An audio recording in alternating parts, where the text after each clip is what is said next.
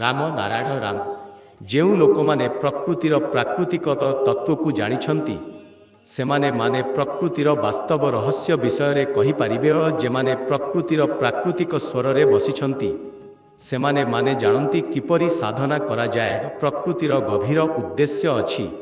ଏହି ଉଦ୍ଦେଶ୍ୟ ପାଇଁ ଏହି ସୃଷ୍ଟିର ଗତି ଆଜି ବି ଚାଲିଛି ଓ କିପରି ଚାଲିଲେ ସେହି ଉଦ୍ଦେଶ୍ୟ ସାଫଲ୍ୟ ପାଇପାରିବ ଏହି ସୃଷ୍ଟିର ନିୟମ। ଆମର ଏକମାତ୍ର କାମ ହେଉଛି ଏହି ନିୟମ ମାଧ୍ୟମରେ ସେହି ମହାନ ଉଦ୍ଦେଶ୍ୟକୁ ଜାଣିବା। ଏହି ଉଦ୍ଦେଶ୍ୟକୁ କିପରି ଜାଣିହେବ ଏବଂ ତାହାକୁ ଜାଣିବା ପାଇଁ ଯେ ଆନ୍ତରିକ ଆତୁରତା ଅଛି ସେଉଁଟି ଆମ ମନ ମଧ୍ୟରେ ରହିଛି ଓ ତଥାପି ଆମେ ଜାଣିବାକୁ ଚାହାନ୍ତୁ ନାହିଁ, ଜାଣିପାରୁନାହିଁ। କାରଣ ଏହି ନିୟମ ଆମ ଭିତରେ ରହିଛି। ଯଦି ଆମେ ଚାହିଁଲେ ଜାଣିପାରିବା, ଚାହା ନଥିଲେ ଜାଣିପାରିବେ ନାହିଁ। ଯଦି ବାହାରୁ ଜାଣିବାକୁ ଚେଷ୍ଟା କରିବା ଓ ଭିତରୁ ଇଚ୍ଛା ନଥିବା ଅବସ୍ଥାରେ ମଧ୍ୟ ଜାଣିପାରିବେ ନାହିଁ। ଏକାଗ୍ରତାର ଏକ ନିୟମ ଅଛି ଯାହା ବିଷୟରେ ପୁଣି ପୁଣି ଭାବିବା ସେଥିରେ ସଫଳତା ମିଳେ। ଏକାଗ୍ରତାର କାମ ହେଉଛି ଏହି ଯାହାକୁ ଆମେ ପୂର୍ଣ୍ଣ ଭାବେ ଚାହାନ୍ତୁ ନାହିଁ ସେଥିରେ ସଫଳତା ମିଳେ ନାହିଁ। ଯଦି ପୁଣି ପୁଣି ଭାବୁଛୁ ଯେ ମୋ ଠାରୁ ଏହା ହେବ ନାହିଁ ତେବେ ସେହି ଭାବ ଅଧିକ ଶକ୍ତିଶାଳୀ ହୁଏ। ତନ୍ତ୍ର ମନ୍ତ୍ର ଶାସ୍ତ୍ର ଯାହା କିଛି ଅଛି ସବୁ ଏହି ସମାଧାନ ପାଇଁ ହିଁ ଅଟୁଟ ଅଂଶ।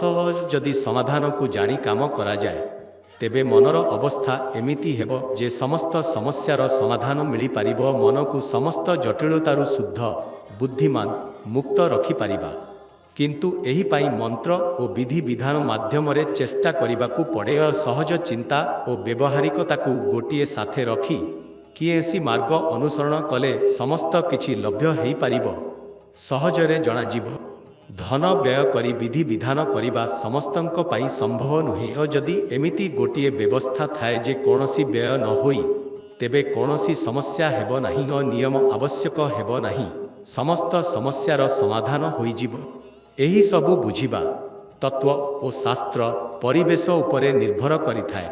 ସେହି ଉପରେ ନିର୍ଭର କରି ତତ୍ତ୍ୱଜ୍ଞ ବ୍ରହ୍ମଜ୍ଞ ହେବା ଯାଏ। ଯେଉଁମାନେ ସାଧନା କରନ୍ତି ସେମାନେ ଏହିଭଳି କରନ୍ତି। ସମସ୍ତେ ନିଜର ସାଧନା ମାଧ୍ୟମରେ ଗଢ଼ିଯାଆନ୍ତି।